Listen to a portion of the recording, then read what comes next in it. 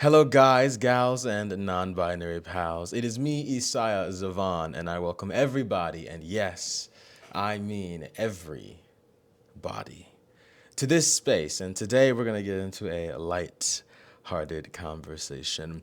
The fragility of modern, had to throw something, masculinity.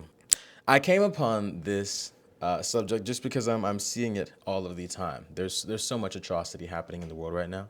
We can clearly see that. We don't have to ignore that or act like it's not happening. And I also think that a masculinity is such a just like religion and patriarchy and male dominance are such fragile things because we have given it meaning. Everything is a metaphor. We give it meaning. And so I want to talk today about masculinity, the fragility of modern masculinity, why we believe masculinity should be upholding us as a society, and why it is actually failing us, and how we can move forward. So, this is from The New Masculinity, a roadmap for a 21st century definition of manhood.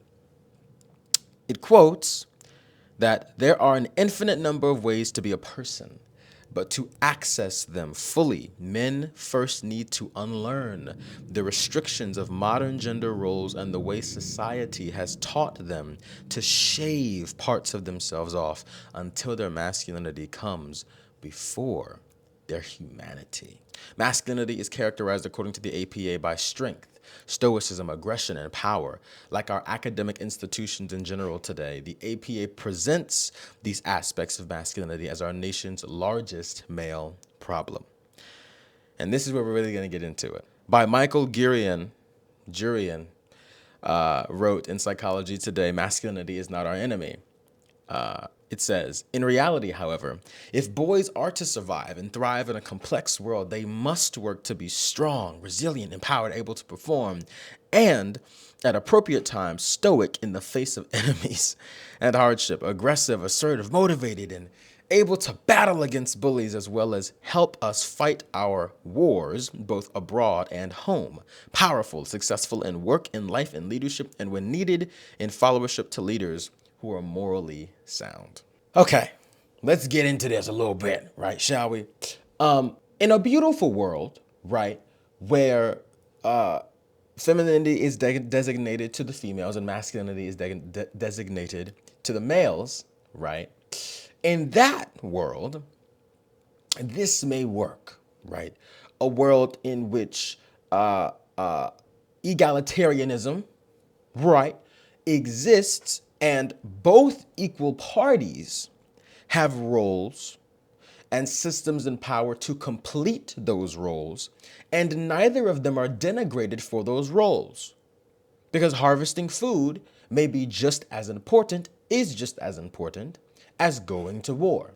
Because taking care of the children is just as important as bringing in income, etc. In that world, maybe it would work. Maybe in that world where we designated certain roles to certain gender or sexes, and we did not belittle or denigrate people for completing those tasks and giving certain bodies power, maybe, just maybe that would work. That is not the world we live in, however. We live in a world where men, gay, straight, etc., the spectrum with that gender and with that sex, dominate. When I enter the street, when I go outside, I don't have to worry about being catcalled, girl. I don't have to worry about being catcalled. I do not have to worry about it. Never have, never will. Now, I've been to some places where men thought that they had the right to touch me. I shut that down, right? But overwhelmingly, that is the plight of a woman, right? Is consistently having to deal with that. People who think they own your body and can tell you, you, girl, what to do with your own body, right? Hence coverture, as we talked about in the Logan Paul Dylan Dennis episode, right? I wrote here, modern masculinity forces us to view and see men as our only protective mechanism to thwart off violence in our world against women, queer, and non-binary people. The issue is that this masculinity does not protect those people. I can understand, we're going to get into it later. Actually, I'll save that. We're going to get into that later, right? I'll keep going with this. Masculinity does not protect most marginalized and vulnerable and fragile people in our society. Our modern view of masculinity is one of a man being stoic, emotionless, and not vulnerable. A man being a robotic entity used to uplift, right? Here we go, and promote capitalistic desire. Men become fleshy embodiments of capitalism, stoic, ruthless, and an unwavering entity that in the face of such disgusting turmoil will counterback with even more destructive violence. Our modern view of masculinity is just capitalism embodied. It is, right? When you look at what capitalism does, how it forces people to work, starve, break the grind, right? Grind themselves to the bone, right? It's ruthless. It's in your face. It is forceful and harmful, especially to those who are the most marginalized in our world. And masculinity, our modern view of masculinity, this stoic, emotionless, ruthless sense of being only enhances that even more. And so I asked the question, right? Who does masculinity truly serve? Who does this masculinity truly serve? I see countless videos of heterosexual women saying things like they want a man to protect them, right? They want a man to be there for them. They just want to hold on to this person. I want to break this down into two separate sections, right? To really get into this, right? And the two separate reasons why women may want men to protect them. Heterosexual women may want heterosexual men to protect them. One, and this is one that I think lives within the subconscious of a lot of people. One, heterosexual women may want heterosexual men to protect them because in the male-dominated, patriarchal, capitalistic, racist, homophobic, and sexist entity and institution that we live in called America and the global world, they may need someone, right, who is willing and able to be an ally, an activist, and an advocate in those spaces to protect them because no one else will, right? So think about it like, here's the analogy, not the white savior, but a white person using their privilege, right, in such racial uprising to, in a room where there's a lot of white people, using their privilege to stand up for people of color, when usually people of color would never be brought up. So women, heterosexual women may want heterosexual men, their male partners, to protect them from the systematic violence that is consistently cast onto and done unto the female body. They want someone who society respects to stand up for them, to protect them against the violence, to protect them against the insurmountable odds, right, that are continually crashing down on the female body and female rights, period. But I think that as we are seeing feminism on the rise and more females actually standing up for themselves, I think that number two is what's more so happening. Heterosexual women may want heterosexual men to protect them because of socially constructed ideology and patriarchy, right? That women, the idea that women are more fragile than men, right? That women are less than men through coverture, that men own land, men own property, men are stronger, men actually do the killing, we do the hunting, we do the working. Therefore, you have to want us. I mean, I'm queer, I'm gay, right? And like if I had me a man who wanted to protect me, right? But those roles in that relationship wouldn't just be of one, wouldn't be one-sided. Sometimes I would stand up, sometimes they would stand up, right? But in a lot of this cis-het ideology, we do not see that happening. Everything is a metaphor, right, as I wrote here. Everything we say is a sound, and femininity and masculinity, femininity and masculinity only has the power that we give it. That is, with everything in the world. But this is painting with tiny brushstrokes. Femininity and masculinity are just sounds that we ascribe more sounds to. And then we give those sounds meaning, which then begins to hurt and harm people. Right? Femininity and masculinity does not belong to certain bodies, but rather to the earth with which we live on. Compulsory masculinity is a huge thing, right? Why is masculinity harming so many people? Because masculinity specifically men, masculinity harms a lot of heterosexual men. Toxic, traditional, indoctrinated masculinity harms a lot of heterosexual men because they are forced to be an actor. And a lot of people are not good at acting. A lot of people are not good at acting. They're forced to act 24/7 all day. Don't cry. You're telling me I can't let water come out of my eyes because of something that it means, because it means I'm weak. We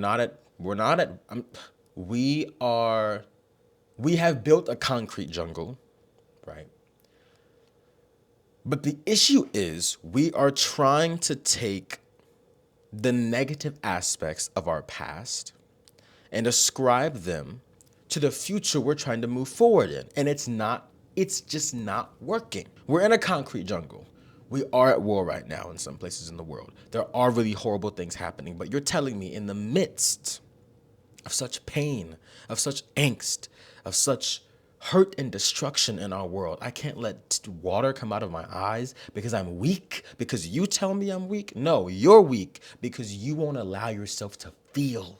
You won't allow yourself to feel because you're afraid and scared of what people will think about you. And you are afraid that people will strip away the privilege of being a man. Everything in this society is our proximity to privilege.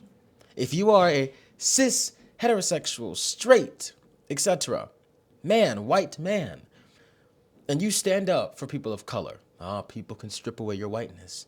You stand up for women or queer people, people can question your manhood.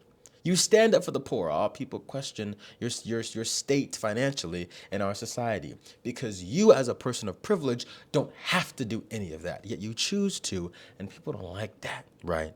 When you are a part of the highly celebrated group and you decide to sacrifice your privilege, for some, you're no longer a part of that group. If you're a man who puts on a dress or a skirt, you are no longer a man. What does that even mean? What does being a man mean? It's something we've created. We say that to be a man is to be strong, stoic, emotionless, fearless. You're telling me that all of these incredible feminine and female scholars who've had to fight for their right for abortion, who had to fight for their right to wear jeans, who had to fight for their right for birth control, etc., the list goes on, that they were not fearless, strong, and sometimes stoic against the male-dominated society that told them to shut up, that had to fight for the right to vote, especially women of color in this country. You're telling me they weren't strong? Really? It's just different. It's just different, that's all. People are allowed to be expressive. People are allowed to do whatever it is they want to do. They can wear whatever they want to wear, say whatever they want to say. You can live the life that you want to live. Why? Why can you? Because everything is a metaphor. And the fragility of modern masculinity comes from a lot of heterosexual men trying to build a man cave for themselves where an echo chamber exists, where everyone just believes everyone else and nothing is questioned. I asked the question, what does a world where egalitarianism exists, what does that look like? It's easier for us to imagine the end of the world than it is to imagine the end of capitalism. I would also argue the same for male dominance, racism, patriarchy, etc., because those come from capitalism, or rather the other way around, if you really think about it. Yes. Yes, right. We are so tribalistic. How can you be a heterosexual man and uplift other men but belittle the woman that you want to be with? So you're telling me that women are weak and you want to be with someone who's weak? It's not that I believe all men believe this.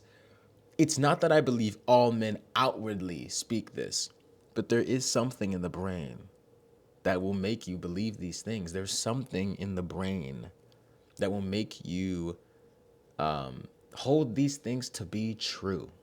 There is. There just is. I'm racist. I'm homophobic. I'm fatphobic. I'm sexist. I'm misogynist. I am. And I'm continually unlearning all of these things. The difference is I'm not afraid to admit it.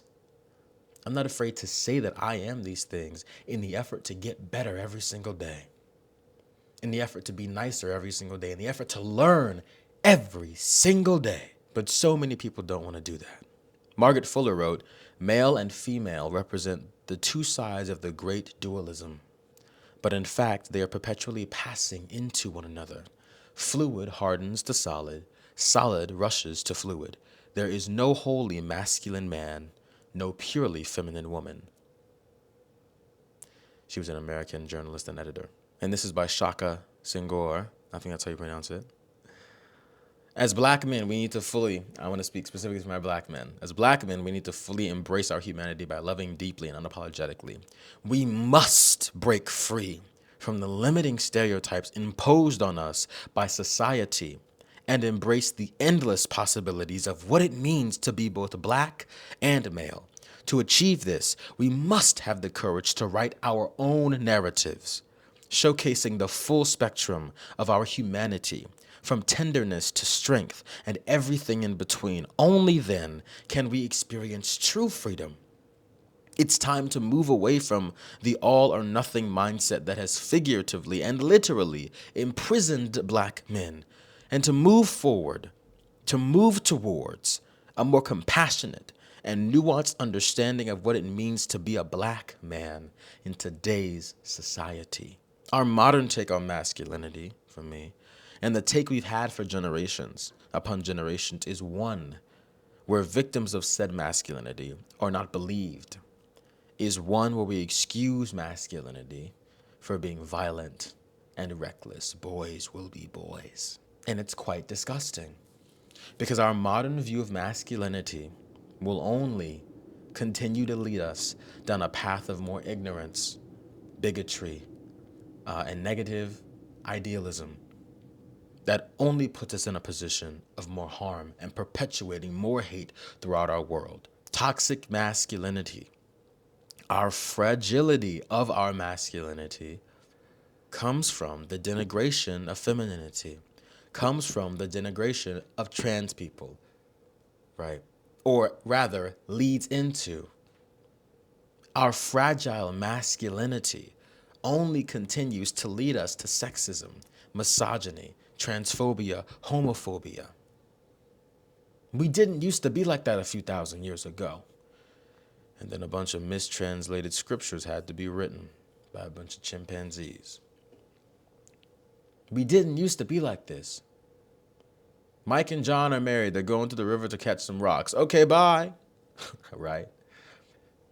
Men being with men, women being with women, non-binary people being with each other, trans people being with each other. It's more natural than you think. We're animals, after all. That is all we are.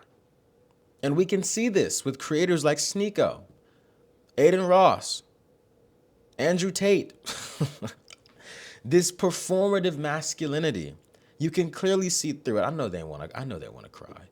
I know they want to emote. I know they want to open up. Right? I know they want to do these things. Yet they don't, and they continue to perpetuate harmful ideology to the youth and to everyone around. And it's quite sad, because whether the people like Sneeko believe what they're saying or not, you're making other people believe those things. He says toxic masculinity encompasses values surrounding power over women and a rejection of feminine behaviors that may be seen as weak. And I go back to this, calling men soft, losers, sissy, punk, etc., belittling women, the same people you want to be with. Do you want to be with a woman, or do you want power over a woman? Do you want to be with a woman? Do you want to be with that divine entity? Or do you want to achieve the supposed birthright that you have as a male in this society to own the female body. Everything is, I'm not gay, I'm not a sissy, I'm not a punk, I'm not feminine. Yet you want to be with a feminine entity. And if you end up with a feminine entity, you might become a little more feminine, which isn't a bad thing. It's just all about reshaping the structure in the brain. Once we can reshape our desire as men to dominate, belittle, and denigrate, we will move into an oasis of freedom and justice. We will move into a place where we can love, truly love, instead of having to cast negative and harmful ideology onto bodies that aren't ours and onto bodies that don't look like ours, so that we can enter into a world of true egalitarianism. My name is ISAIAH-ZAVION. Thank you so much for joining me today for today's session. I hope all of you have a beautiful rest of your day, night, wherever you are. And I pray that you take care, and take care.